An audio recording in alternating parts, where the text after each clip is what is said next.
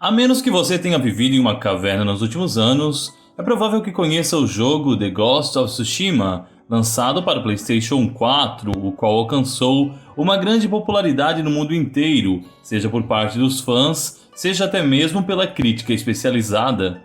Todo o game gira em torno do personagem Jin Sakai, um samurai sobrevivente às invasões mongóis ao Japão, que tem que aprender novas técnicas e evoluir para vencer os inimigos invasores.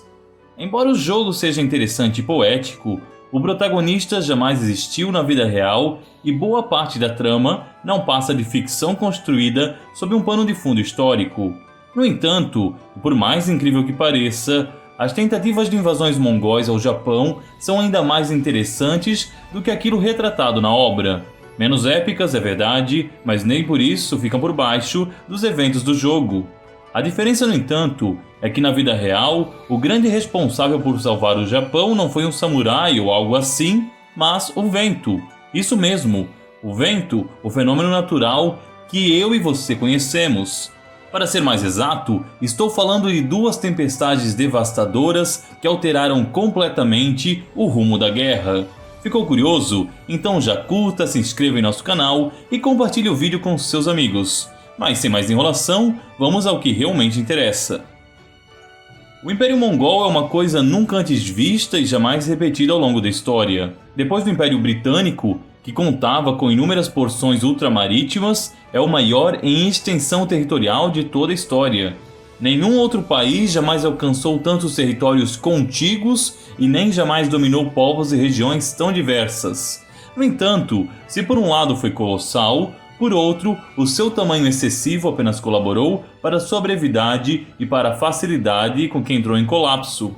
Teve início no século XIII com o emblemático Gengis Khan, um dos líderes dos mongóis, que até então era um povo desorganizado e semi-bárbaro que vivia espalhado pelas planícies asiáticas. Mas Gengis Khan conseguiu unificar essas inúmeras tribos e foi alçado ao cargo de grande líder. A partir desse ponto de unificação, onde acabou com seus concorrentes internos, pôde usar do seu novo exército para conquistar as nações vizinhas, derrubando a China, os povos do Oriente Médio e chegando até as portas da Europa. Com sua morte, o império foi então dividido entre seus herdeiros, um costume estranho que os ocidentais já haviam aprendido a superar, deixando toda a nação aos cuidados apenas do filho mais velho. Um desses herdeiros de Gengis Khan, talvez um dos mais espertos, foi Kublai Khan. Kublai governou o que hoje é a China e se tornou o grande responsável por reunificar o país asiático. Assim, ao mesmo tempo em que Kublai era descendente de Gengis Khan e um grande líder mongol, se tornou também imperador dos chineses. No entanto, havia um povo da região ainda não dominado por esse grande homem, o Japão. Os japoneses vinham há tempo fazendo excursões e saques contra o litoral da China e da Coreia, o que incomodava profundamente Kublai Khan. Ele decidiu dar ao país a chance de mostrar vassalagem e lealdade ao seu império. Pensava ele que os japoneses aceitariam, pois não via o país como mais que um amontoado de pescadores espalhados em algumas ilhas. Kublai Khan enviou primeiramente alguns emissários com uma carta que contava com os seguintes dizeres: como escolhido dos céus, o grande imperador mongol envia essa carta ao rei do Japão. Os soberanos de pequenos países, que partilham fronteiras entre si, há muito se preocupam em comunicar-se e tornar-se amigos. Especialmente porque meu ancestral governava sob o mando do céu, inúmeras nações distantes disputavam nosso poder e menosprezavam nossa virtude. A Coreia, no entanto, agradeceu por meu cessar-fogo e por restaurar sua terra e seu povo quando subi ao trono. Nossa relação é feudatória como pai e filho. Achamos que você já sabe disso. Coreia é meu tributário oriental. O Japão foi aliado da Coreia e às vezes da China desde a fundação de seu país. Entretanto, o Japão nunca despachou embaixadores desde a minha ascensão ao trono. Tememos que o seu reino ainda não me conheça. Assim, despachamos uma missão com nossa carta expressando particularmente nossos desejos de estabelecermos relações amistosas de agora em diante. Achamos que todos os países do mundo pertencem a uma mesma família. Ninguém gostaria, afinal, de recorrer às armas. Por trás dessas linhas ambíguas escondia-se uma verdade cruel. Ou o Japão se submeteria aos mongóis, ou eles usariam as forças que fossem necessárias para esse fim. De um lado, a carta enviada por Kublai Khan colocava o caminho da Coreia como uma possibilidade, uma nação submissa e amiga. Do outro, a destruição que vitimou aquelas nações que ficaram em seu caminho.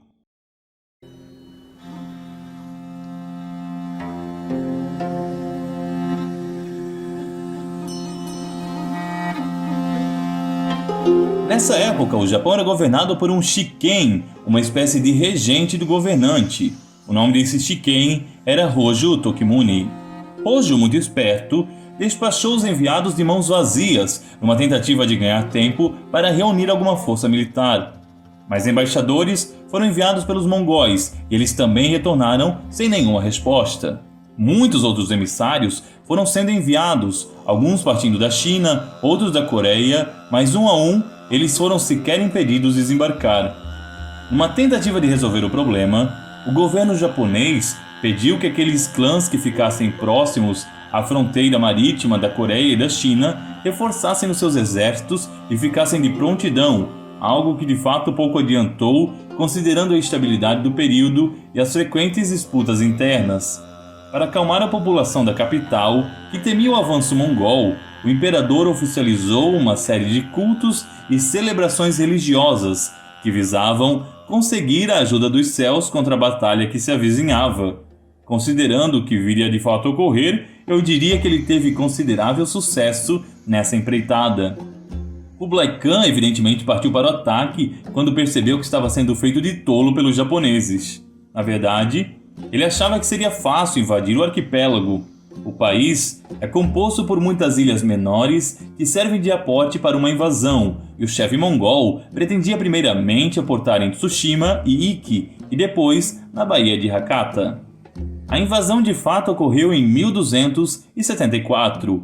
Ambos os lados exageram as forças do inimigo em seus relatos, já que isso faz parte da propaganda para se vangloriar, mas é certo que os japoneses estavam muito mais desorganizados e em números menos expressivos. Alguns chegam a estimar que as forças de Kublai Khan contavam com uma vantagem de 10-1, com o exército ajudado ainda por coreanos e chineses. Os mongóis praticamente dizimaram os japoneses. Segundo os relatos do clã So, que vivia na região e que ajudou no combate, um santuário de Hachiman, o deus da guerra do Japão, que ficava em Tsushima, acabou pegando fogo antes do confronto, simbolizando assim o que viria a ocorrer contra o seu povo. Em um único dia, Kublai Khan já havia dominado Tsushima e partiu para a ilha de Iki, que também conquistou com considerável facilidade. Uma semana depois, suas forças aportariam na Baía de Hakata, onde protagonizariam um confronto terrível para os povos da ilha. Os samurais japoneses, que seguiam um código de conduta tão forte quanto os cavaleiros medievais, ficaram chocados com a brutalidade e os métodos de batalha dos invasores, que consideravam na verdade impróprios. Não puderam fazer muito para defender o seu território, e o confronto apenas terminou ao anoitecer com inúmeras perdas para os japoneses. Foi então que ocorreu uma surpreendente reviravolta.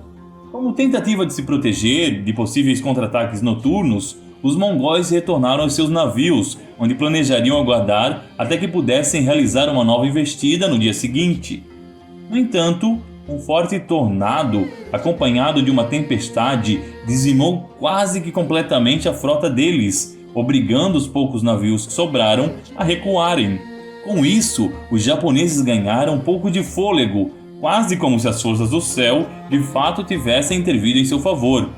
Eles não eram tolos e sabiam que precisavam se reorganizar, pois Kublai Khan não desistiria facilmente. A segunda tentativa de invasão ocorreu em 1281. O Japão estava muito melhor organizado, tendo construído barreiras e bombas para impedir que os navios se aproximassem da praia.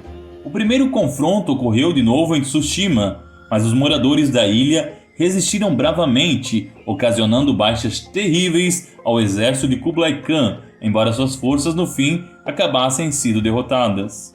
Como retaliação à ousadia japonesa, o comandante invasor assassinou todas as mulheres e as crianças que encontrou na ilha. Dessa vez, um impasse terrível ocorreu em Hakata. Os japoneses impediam os navios mongóis de desembarcar e enviavam expedições suicidas durante a noite, afundando muito da frota de Kublai Khan. Ainda assim, os mongóis eram terríveis em seu avanço e os nativos não conseguiriam sobreviver e resistir por muito tempo. Com o desespero aumentando, o próprio imperador foi ao santuário do deus da guerra, oferecendo a sua vida aos deuses em troca da salvação de seu país. Se ele foi ouvido ou não, fica ao critério de cada um aqui decidir, mas outra tempestade com ventos dizimou novamente a frota invasora. Essas baixas, segundo os historiadores, chegaram às centenas de milhares. Aqueles que sobraram foram ou mortos ou escravizados pelos japoneses. Com isso, Kublai Khan desistiu definitivamente de conquistar o Japão. O evento criou no imaginário do povo dessa terra a ideia de que sua nação era protegida pelo Kamikaze, o deus do vento. Afinal de contas, duas tempestades impedindo o avanço dos mongóis era muita coincidência. Essa mesma ideia foi a que levou o país a batizar os seus aviadores suicidas com esse nome durante a Segunda Guerra Mundial. Caso você tenha curiosidade de saber mais sobre o que me refiro, clique no vídeo do card ou acesse ele pelo link na descrição do vídeo. As tentativas mongóis de invasão serviram também para polir o ideal de heroísmo dos samurais e para aumentar o status de divindade que o imperador já possuía. Em resumo, serviu para ajudar a forjar o Japão feudal como o conhecemos através das obras de arte. O país permaneceria intocável e isolado durante séculos, até que os ingleses obrigaram a abertura dos portos e do comércio muito tempo depois. Mas isso, meu caro, é assunto para outro vídeo. E se você gostou desse, curta e compartilhe com seus amigos. E se inscreva também em nosso canal, pois isso ajuda o nosso crescimento. Até o próximo programa, se Deus quiser.